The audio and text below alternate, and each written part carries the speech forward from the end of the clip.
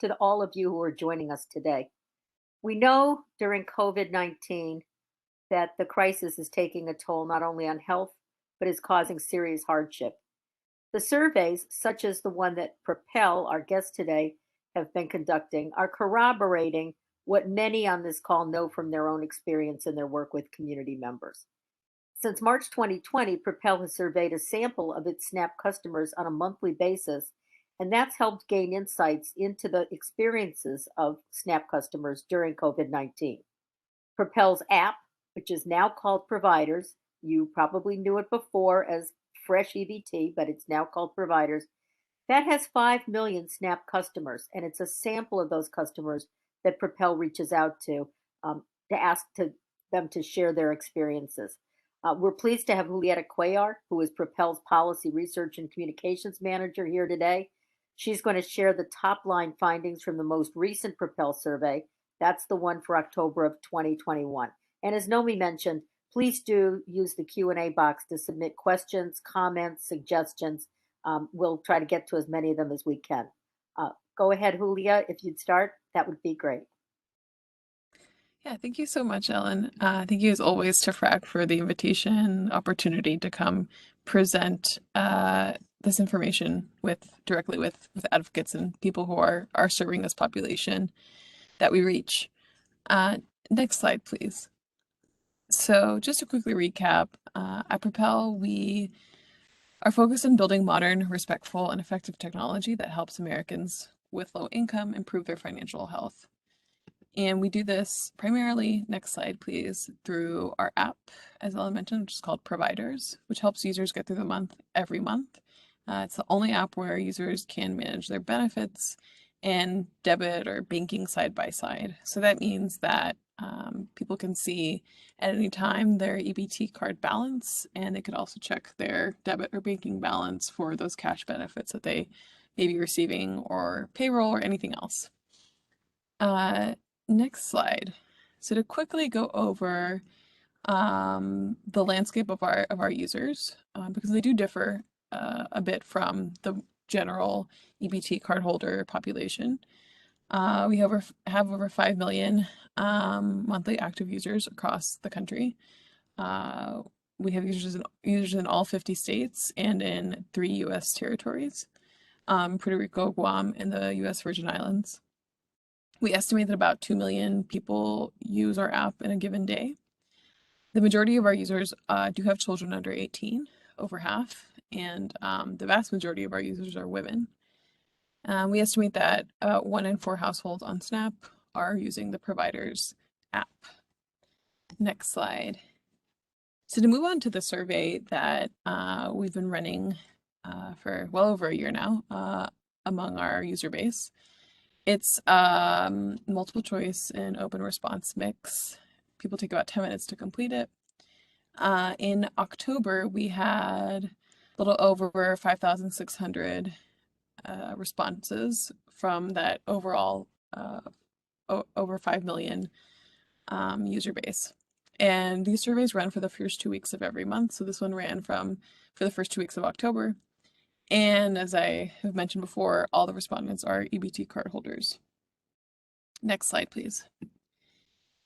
So these are the top line findings from that October survey. First, we've been tracking the child tax credit's impact on our user base very closely, because as I presented a couple slides ago, most of our users, or more than half of our users, have children living in their homes. And so it's a very important source of assistance and income. So we found again that the child tax credit payment that came through in September, which users had received at that point, again reduced food and financial insecurity. We also found that less than 40% of our users actually paid their October rent on time, which is quite low and troubling. We also found that fewer households are receiving unemployment benefits and PEBT. In fact, the number of users receiving unemployment has dropped very dramatically, but to some degree that's expected. There were big federal unemployment benefits that ended across the board in September. And then finally, over half of providers' users think that the money they have on hand will only last them 1 to 2 days. So highlighting the ongoing financial insecurity that we're seeing among our user base. So to get into that in a little more depth, next slide, please. So, as I mentioned, the September child tax credit, we saw reduced hardship among those who received it. So families that received the September payment were statistically significantly less likely to not have most things they needed at home. So they had most things they needed at home. They were less likely to rely on others for meals, and they were less likely to have $25 on hand as compared to other families that also have children under 18 but did not get that September payment. And here's a quote from one of our users from Illinois who said, "I had a hard time trying to keep up with bills and my children's needs. The child tax credit helped me take care of both needs, and I'm happy I had it to help." So speaking to some of the sort of tight spot that parents find themselves between trying to keep the lights on and then also, fulfill the things that they want to do for their children. Next slide, please. And here's just a couple of other responses that we got to the question, how has the child tax credit affected your family? A user from California told us, with the child tax credit from October, I won't get evicted this month. And someone else from Texas said, I was able to afford the children's school photos, which I haven't been able to in years.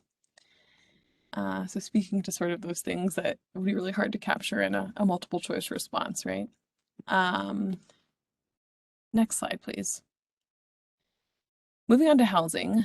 Like I said, less than 40% of our users reported paying October rent on time. It's important to note here that there is a racial disparity when it comes to housing difficulties. So overall, less than 40% of our users paid October rent on time, and even fewer Black and Latinx users paid that rent on time. Only 32% of Black respondents and 29% of Latinx respondents. Moreover, speaking to the difficulty that many of our users have had in meeting rent every month, 43% of our users report owing back rent or mortgage payments. A lot of money has been allocated to rental assistance, but there have been just, well documented and many challenges to getting that money out and getting it out quickly.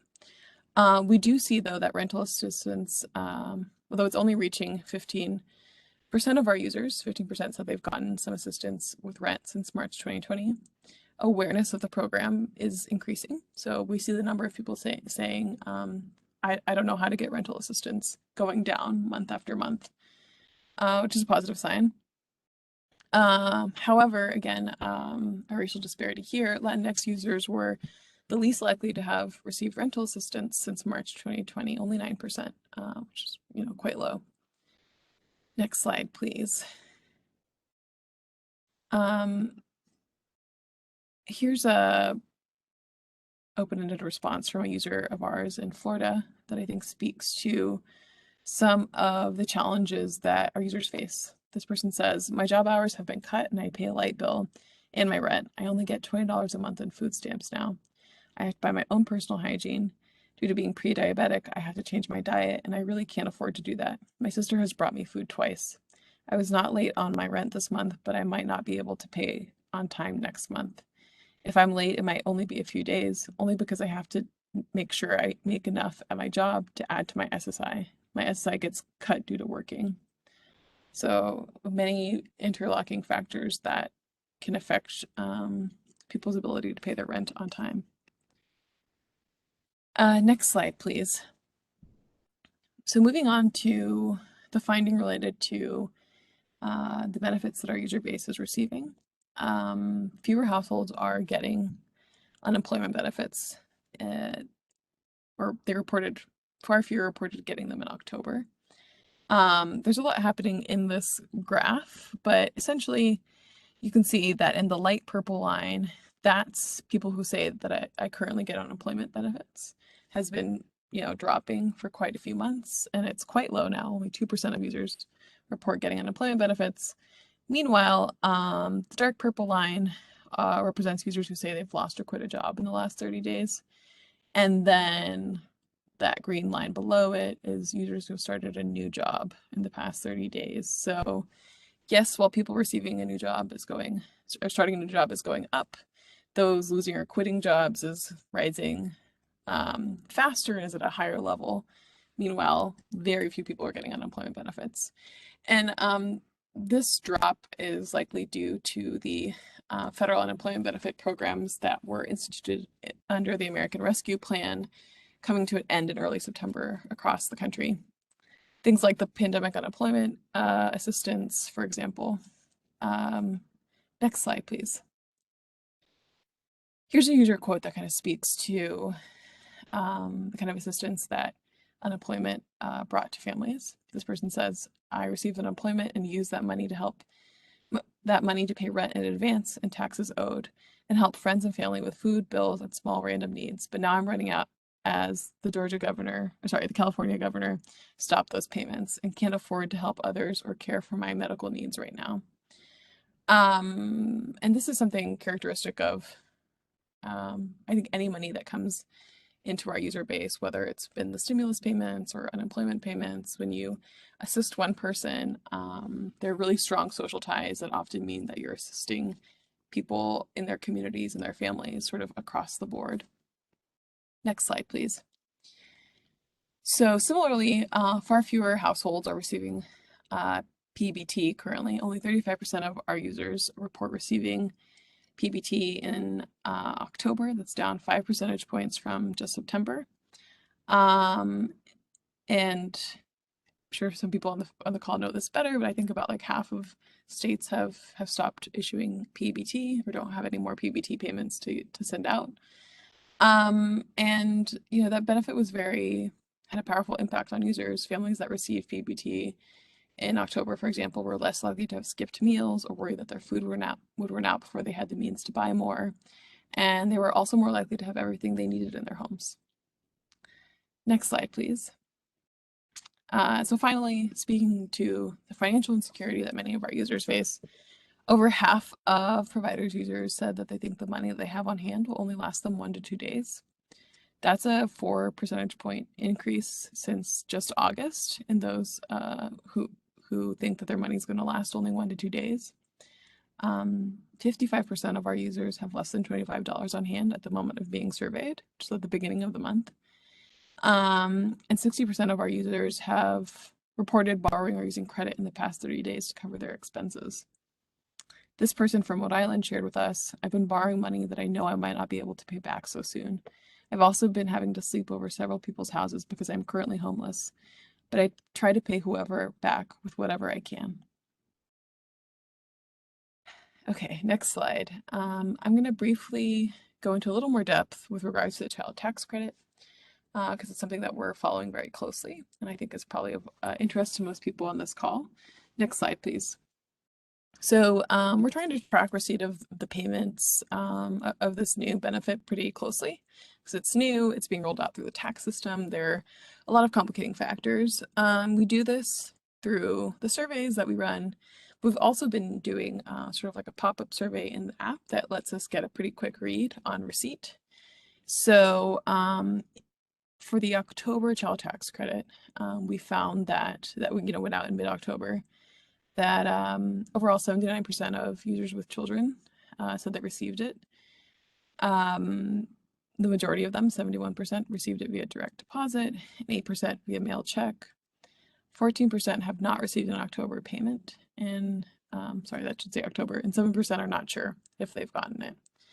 So receipt is kind of holding steady at around 80%. Next slide, please. We've been also following 10 families among our user base for the last several months who are all eligible for the child tax credit. And so they have children under 18 in their household. And we've been interviewing them and surveying them since July when the payment started to go out until now. We're going to continue to interview them through the end of the year, and probably also through January. And One of the takeaways that we had from October with regard to the child tax credit is that the impact that it has depends on the current employment and financial situation that a given person finds himself in naturally, but there's a lot of diversity even among, you know, our user base, which is like a pretty low income group or population. So for the best off among the families that we've followed for the last several months, the CTC payments are helping them reach long-term goals already. For example, there's this one participant in our study who's moved a little bit closer to homeownership. She's been using the child tax credit payments to put money towards improving her credit so she can get closer to her ultimate goal of homeownership. And, you know, she was generally making it month to month before the child tax credit payments, but that's a little bit extra that's allowed her to start reaching this longer term goal. There's another sort of tranche of our users that are participating in the study, but I think that kind of maps to our overall user base, which the child tax credit is helping prevent them getting into debt. So for these families, the child tax credit payments have been essentially a buffer. They've spent it on emergencies that would have otherwise set them back, put them into debt. Things like one participant, her mother got sick and was in the hospital, and so she was able to send money to help out, help her family. Or another user had to miss a week of work because she got sick, and when we ask people like, what would you have done without the child tax credit payments, people say stuff like, well, I just wouldn't have paid a bill on time, and then I would have been owing on it, right? And so finally, for the families that aren't able to work or don't work regularly, the child tax credit payments are truly a safety net for them. It helps them make ends meet each month, and reduces stress and really makes sure that they are able to cover the essentials for their families, which means if something happens with the payment or they don't get it, it can really send them into sort of a tailspin. Next slide, please. So naturally, continuing to receive the child tax credit beyond December when it's set to end is really important to our user base, to their financial security. So we've been seeking to connect them with the ability to advocate for this benefit to continue. We've been directly linking an app people to this screen, which is through a partnership with Stand for Children, that allows them to send an email to their senators and their member of Congress to share a personal story about what the child tax credit means to them. These are really impactful, I think really powerful messages that they've sent. We've been doing this for a few weeks, and over 3,000 users have sent almost 9,000 emails with personal stories regarding the child tax credit to their lawmakers. And next slide, please. I think that's all I have. Thank you so much for your time and attention again, and I'm happy to take questions now. Julieta, thank you so much. And this is a reminder to people, please do put items into the Q&A. We'd also be interested in hearing from those of you who are attending, not only questions, but feedback in terms of what you think might be happening in your community that would help explain and interpret some of these results, but also what efforts you're making to maybe make a dent in some of the places where the hardship is continuing. You know, no, Julieta, your slides always remind us, I think, the difference that the public benefits are making. That we see that food security is enhanced if they're getting CTC, if they're getting PEBT. And I think we worry so much, as you're already signaling, with the end of some of those benefits. We've already seen the gaps in coverage now that the pandemic unemployment comp that used to be much more available is not available. And we're seeing, of course, concern about places that have stopped some of the enhanced SNAP benefits, the so-called emergency allotments that have brought benefit levels up. And so we see differences there, but at some point, those are slated to end. And I'm wondering on the CTC end that's coming, do you expect the number of messages that your users are sending to Congress? Do you think that'll pick up given that that's a new feature? Or do you think there was something particular at a point in time that motivated them to send the messages when they did? And just how you're thinking about the use of that particular portal to help them get their views in front of policymakers? Yeah, that's thank you for that question. So the way that it's functioning now, it's not going to be an ongoing feature, at least not for the time being. It's sort of a campaign. We had it open for a couple of weeks and then we reopened it recently. So it's sort of time limited in that sense. I do think that it was something that came up in the interviews that we did with this 10 families that we've been following. We asked them some kind of more pointed questions this month about like, what we're hearing from lawmakers' offices. And through a partner, we learned that, apparently, speaking generally, not many members of Congress are getting a lot of contact calls or emails or anything from constituents about child tax credit like must continue. And so we shared that with those 10 families, and there was sort of a resounding like, this is very important to us and it matters a lot to me and to people like me. And one of our users was like, why isn't there a better feedback mechanism, right? There's such a high barrier for people to actually communicate with their members of Congress on this really important topic. So we're trying to help expand that. And I do think that it's going to be, unfortunately, like a much stronger reaction once the payments end. But yeah, I think that another question just came through. Okay, you can go ahead and take that one, Julieta. If I can identify it, I saw it somewhere. Okay. So someone asks, in the future, will you integrate the survey questions with social determinants of health questions to measure change in food insecurity, transportation, housing, and health?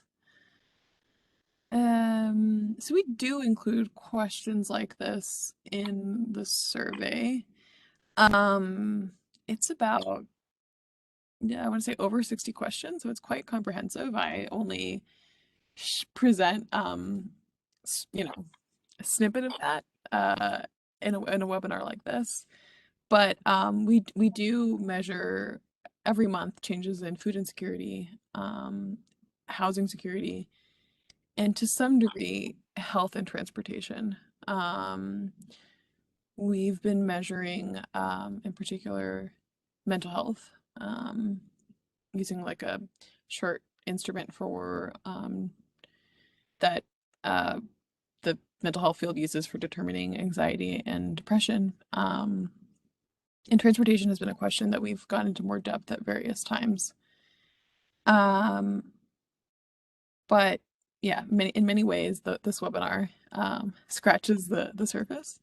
We have been partnering with the University of Michigan, Poverty Solutions in particular there out of University of Michigan, to do an even more in-depth study of the information that we've been collecting, in particular to measure the impact of the child tax credit in more depth.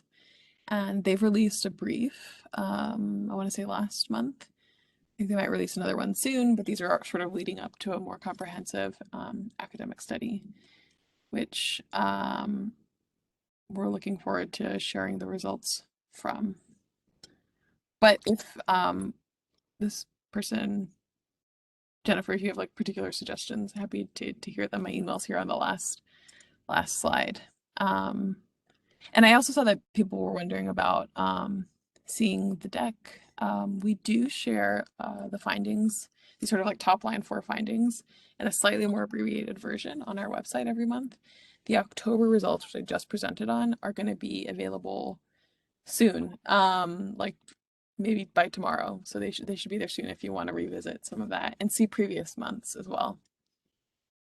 And so, no, I believe Nomi's also going to be including the slide deck when we follow up with the attendees today, so they'll be able to see that. And we do have a number of these presentations on our YouTube channel, so people can go back and see over time. But it is striking the degree to which even though these are SNAP customers and so they're all getting SNAP, they're still reporting some difficulties in affording food. Better if they're getting CTC, better if they're getting pandemic EBT, which of course is the benefit that replaces the value of free and reduced price school meals that policymakers have come up with as one of the answers during COVID.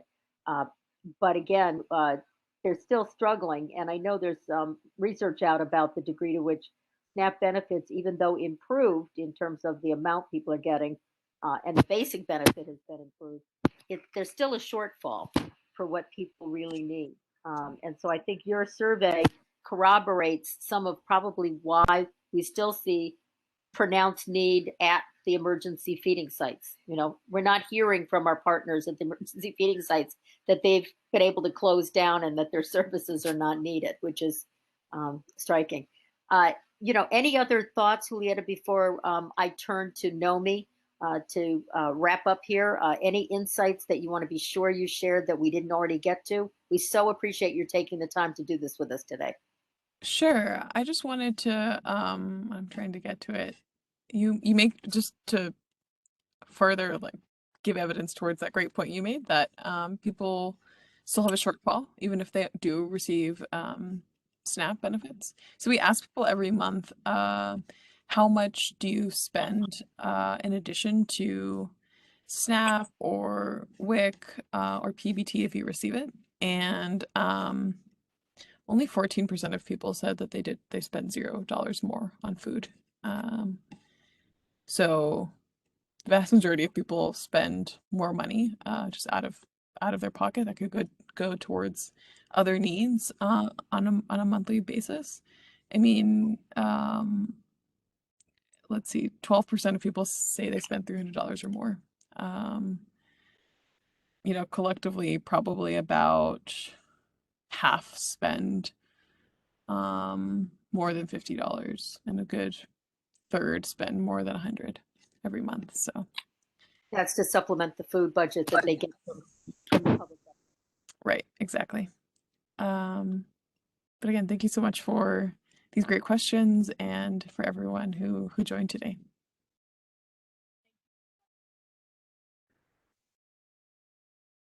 Oh, Evie, I couldn't hear you, but